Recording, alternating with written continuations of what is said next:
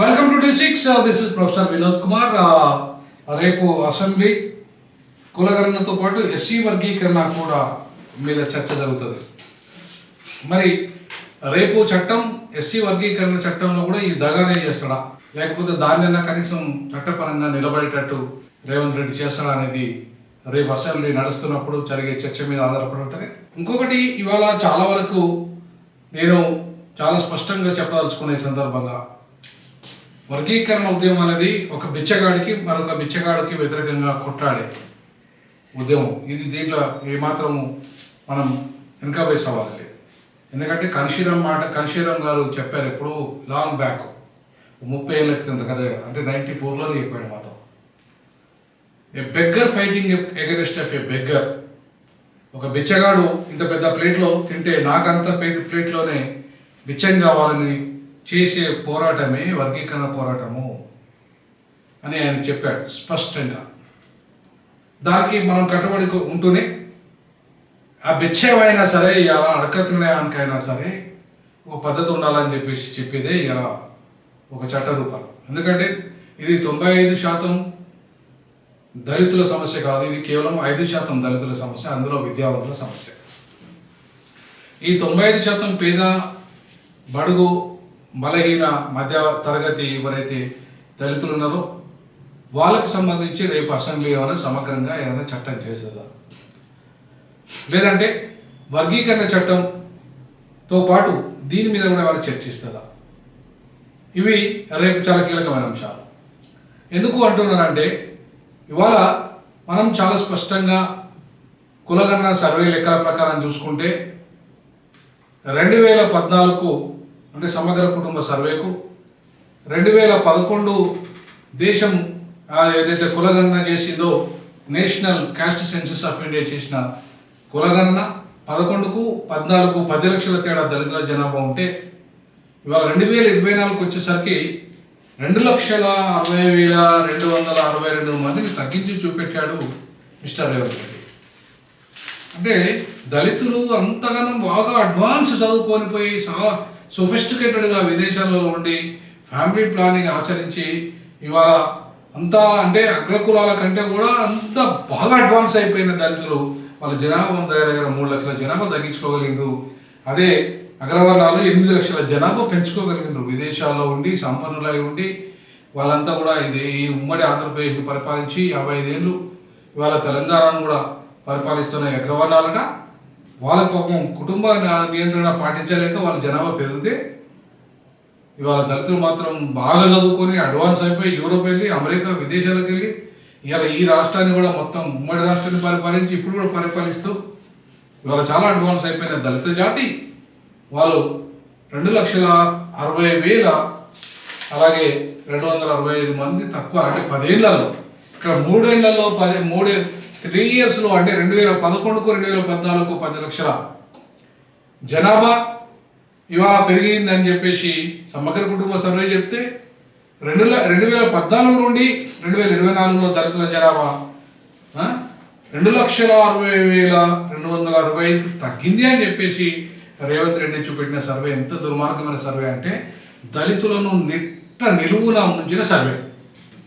So ఇప్పుడు వర్గీకరణ చట్టం కూడా అట్లే చేస్తుందని నేను అనుకుంటున్నాను. ఎందుకంటే ఇట్లా జనాభాను తగ్గించినోడు ఆ చట్టం కూడా అట్లే చేస్తాడు కదా.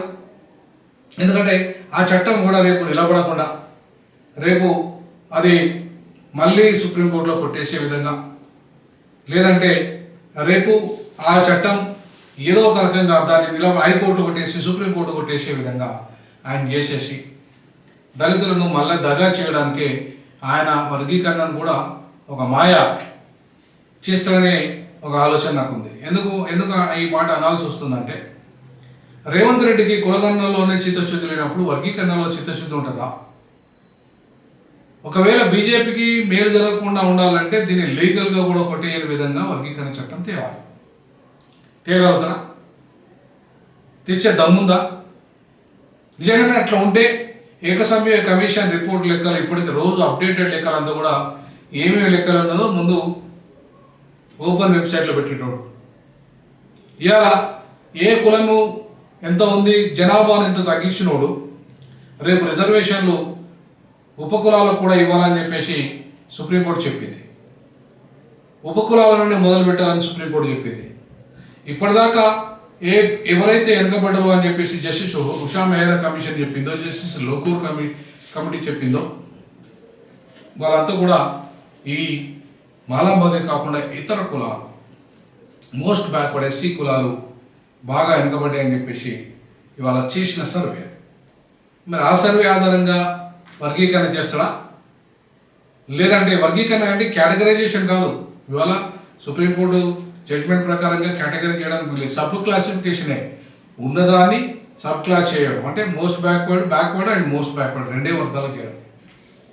నాకు తెలిసి ఇప్పటిదాకా మందకృష్ణ గారు 12%, 13% అని మాట్లాడుతున్న దాన్ని రేపు ఒకవేళ 11% లేదా 10% మాదిగలకి ఇచ్చి, మాదిగ ఉపకులాలకు ఇచ్చి 5% మాల ఉపకులాలకు ఇస్తే సరిపోతుందనే ఉద్దేశంతో 2 విభాగాలుగా చేస్తారేమో అనే ఒక సందేహం కలుగుతుంది. రెండే మాల అండ్ మాదిగ ఉపకులాల సంగతి దేవుడు. ఈ 2 గ్రూపులుగా వీళ్ళని చేయడానికి స్కోపు కనబడుతుంది అక్కడ. ఎందుకంటే ఆయన చేసిన దాని ప్రకారం చూస్తే మాదిగలకు అన్యాయం జరిగింది అనేది వాస్తవమే. కానీ ఈ 11 సంవత్సరాల జనాభా లెక్కలు చూసుకుంటే తెలంగాణ రాష్ట్రం వచ్చిన తర్వాత వచ్చిన లెక్కలు వేరే ఉంటాయి, ఉమ్మడి ఆంధ్రప్రదేశ్ లెక్కలు వేరే ఉంటాయి. 2011 జనాభా లెక్కల ప్రకారంగా ఒకవేళ కులగణన చేస్తే అది ఉమ్మడి ఆంధ్రప్రదేశ్ లెక్కల ప్రకారంగా ఉంటుంది. ఉమ్మడి ఆంధ్రప్రదేశ్ లెక్కలు ఇప్పుడు చెల్లయ్య కదా, వర్తించదు కదా. ఇప్పుడు కొన్ని కులాలు ఇక్కడ లేవు కదా, మరి లేని కులాలని ఆయన ఎట్లా కలపగలుగుతాడు, ఎట్లా ఇవ్వగలుగుతాడు? కాబట్టి జనాభా లెక్కలు 2011 తీసుకుంటే సరిపోదు, 2024 లెక్కలే తీసుకోవాలి. 2024 లెక్కలలో ఏదైతే కులగణన చేసిన లెక్కల ప్రకారంగా చూసుకుంటే మమ్మల్ని తక్కువ చూపెట్టాడు. అంటే ఇవాళ ఉపకులాలకు నాకు తెలిసి ఈ 2,60,000 మంది 60 వీళ్ళంతా కూడా సంచార జాతులుగా ఉన్న ఉపకులాలే అనుకుంటున్నాను నేనైతే. అంటే వాళ్ళ దగ్గర ఎక్కువ మైనస్ పడే అవకాశాలు కనపడుతున్నాయి. వాళ్ళని ఇక్కడ లేని విధంగా చూపెడుతున్నట్టుగా అనిపిస్తుంది. ఆ కుట్ర ఏదైనా జరిగి ఉంటుందని నేను అనుకుంటున్నాను. ఎందుకంటే మాదిగలు ఇద్దరే మేజర్గా కొట్లాడుకుంటారు కాబట్టి వీళ్ళిద్దరికి పడేస్తే అయిపోతుంది. ఈ లెక్కల్లోనే మీరు లేరు బాయ్, మీరు అత్యాశ పెట్టుకోవద్దు, మీరు లెక్కలే లేరని చెప్పేసి మందకృష్ణ గారు కూడా అంటున్నారుగా. మీరు 1% జనాభా లేని వాళ్ళకు మీరు ఎక్కువ శాతం మీరు చూపెట్టాలంటే కుదరదని కూడా అంటున్నారంటే దీంట్లో ఏదో సంథింగ్ కుట్ర జరుగుతుందేమో అనిపిస్తుంది. సుప్రీంకోర్టు జడ్జిమెంట్ కూడా వీళ్ళు ఫాలో అవుతున్నట్టుగా నాకు అనిపిస్తలేదు. కాబట్టి ఇవాళ మాదిగలకు 10% ఇచ్చి మాదిగ అనుబంధ కులాలకు 10% ఇస్తే, అలాగే మాల అనుబంధ కులాలకు 5% ఇచ్చేస్తే, ఇంకా తెలంగాణలో మాలల జనాభా కొంత తక్కువ ఉంటుంది కాబట్టి ఆంధ్రతో పోల్చుకుంటే. కాబట్టి ఇవాళ 12% ఉన్నామేమో అని పిడమర్తి రవి ఇవాళ ఉద్యమం మొదలుపెట్టాడు. 12% ఉన్న సంగతి నేను మొదటి నుండి చెప్పుకుంటూ వస్తున్నాను, 2004 నుండి చెప్పుకుంటూ వస్తున్నా ఈ విషయాన్ని. 2004లో చెప్పాను, అప్పుడే సుప్రీంకోర్టు జడ్జిమెంట్ వచ్చిన తర్వాత కూడా చెప్పాను, అంతకంటే ముందు కూడా చెప్పాను. జస్టిస్ రామచంద్రరావు కమిషన్ రిపోర్ట్ వచ్చినప్పుడు కూడా చెప్పాను, మేము 12% ఉంటే మాకు ఇక్కడ 7% మీరు లెక్క ఇచ్చారు, ఆడ మాలలు 12% ఉంటే వాళ్ళకు ఆడ 6% ఇచ్చారు, ఆడ వాళ్ళు 6 నష్టపోయినారు, మేము ఇక్కడ 5 నష్టపోయినాం.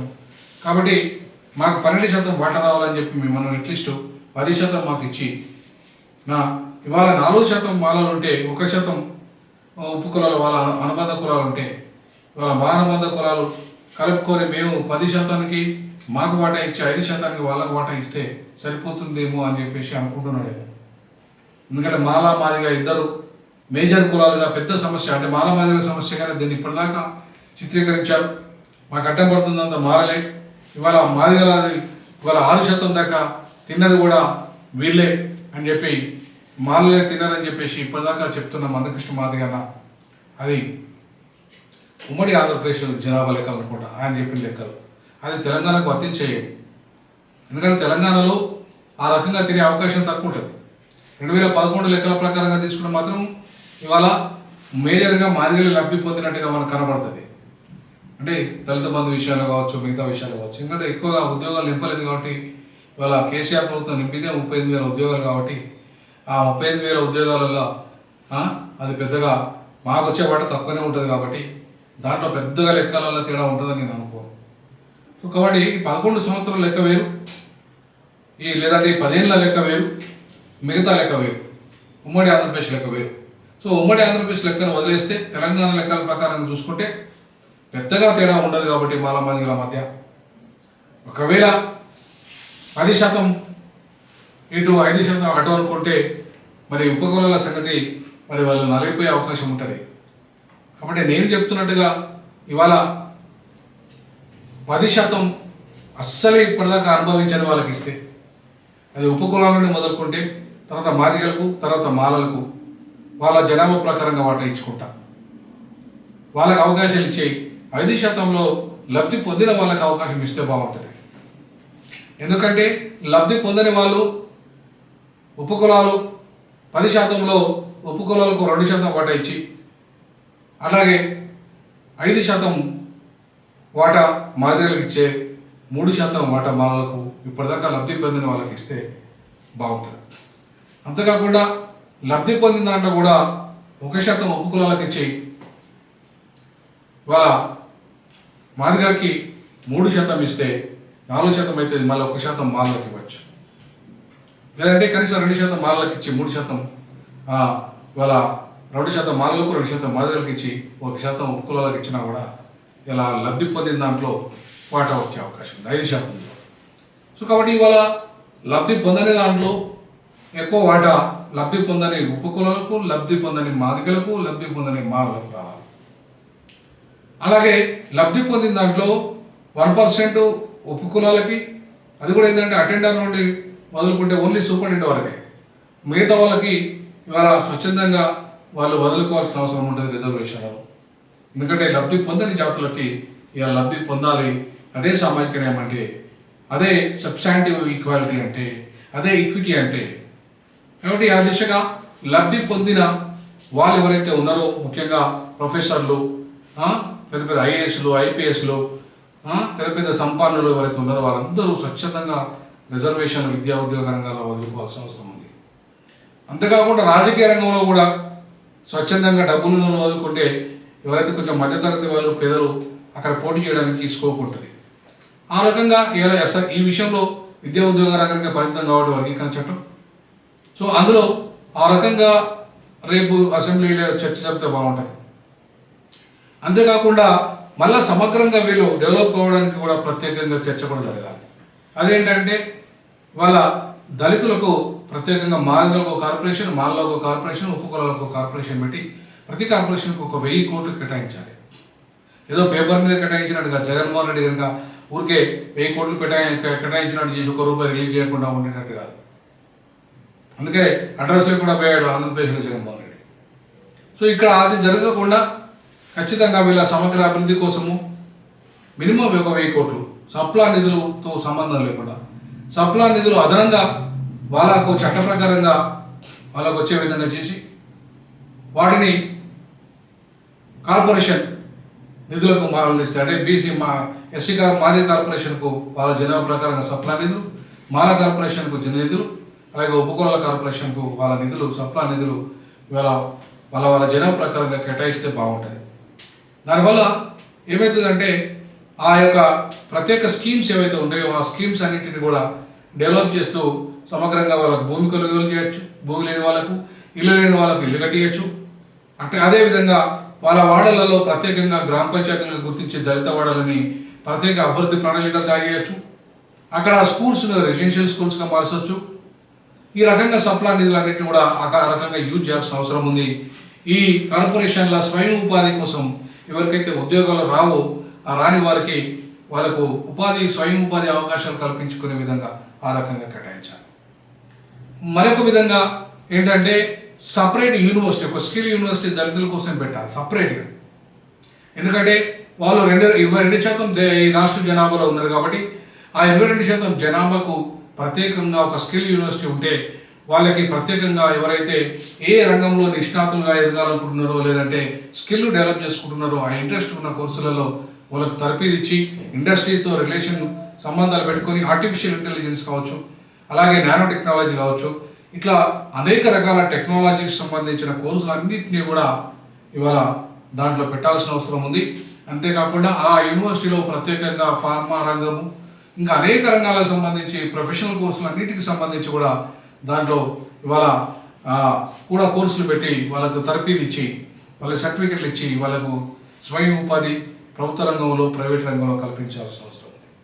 అంతేకాకుండా ఇవాళ ప్రైవేట్ రంగంలో ఇవాళ దళితులకు ఎస్సీ ఎస్టీలకు రిజర్వేషన్ కల్పించి ఆ ప్రైవేట్ రంగంలో కూడా వాళ్ళకు వాటా వచ్చే విధంగా రేపు ఒక చట్టం చేయాల్సిన అవసరం ఉంది.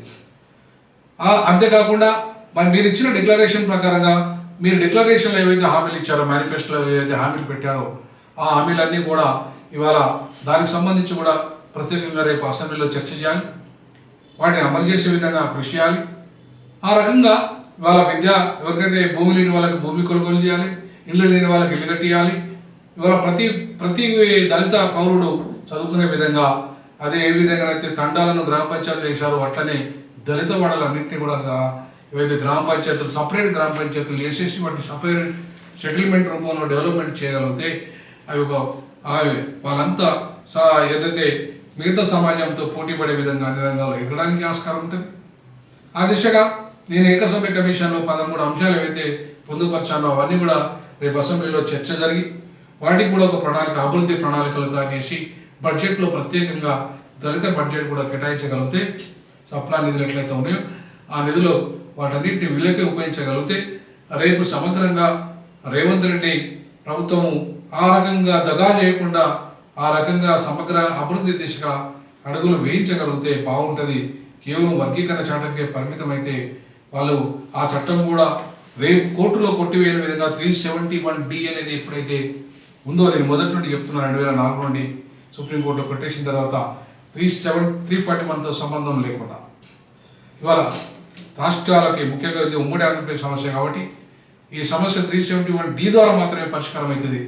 జిల్లాని యూనిట్ చేసుకుని పరిష్కారం అవుతుంది.